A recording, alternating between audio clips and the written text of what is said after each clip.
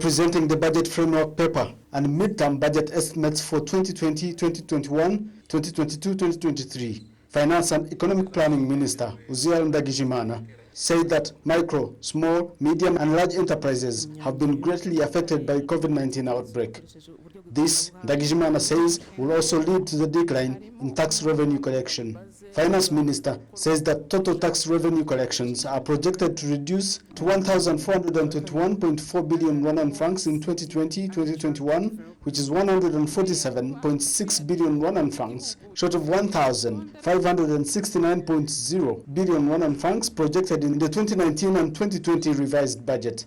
Non-tax revenue collection is estimated at 184.3 billion Rwandan francs, which is 48.6 billion Rwandan francs lower than 232.9 billion Rwandan francs estimated in the 2019 and 2020 revised budget. Kugeza mu mpera z'Ukuboza 2019 amafaranga yose yinjijwe.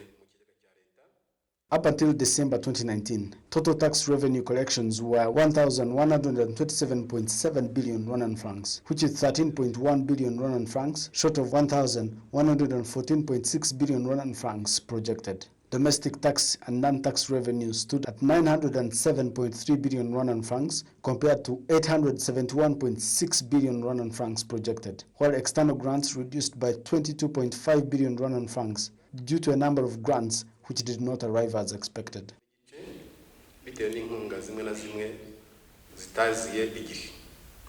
Fiscal year 2020-2021 total spending is projected at 3,245.7 billion Rwandan francs, which is 228.7 billion Rwandan francs higher than revised budget estimates of 3,017.1 billion Rwandan francs. 2 months to the close of the current 2019-2020 fiscal year, Minister Ndagijimana told parliamentarians how the government has spent the budget.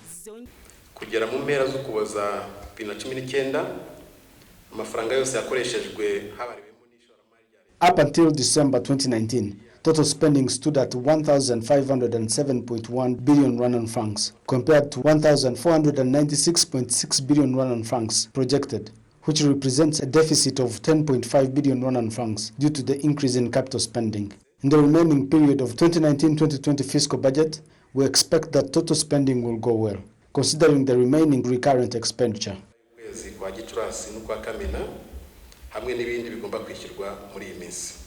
Next year's budget estimates is made up of recurrent expenditure of 1,582.8 billion Rwandan francs, capital spending of 1,298.5 billion Rwandan francs, and net lending outlays of 306.5 billion Rwandan francs. The proposed total resources estimated for fiscal year 2020-2021 amount to 3,245 billion Rwandan francs.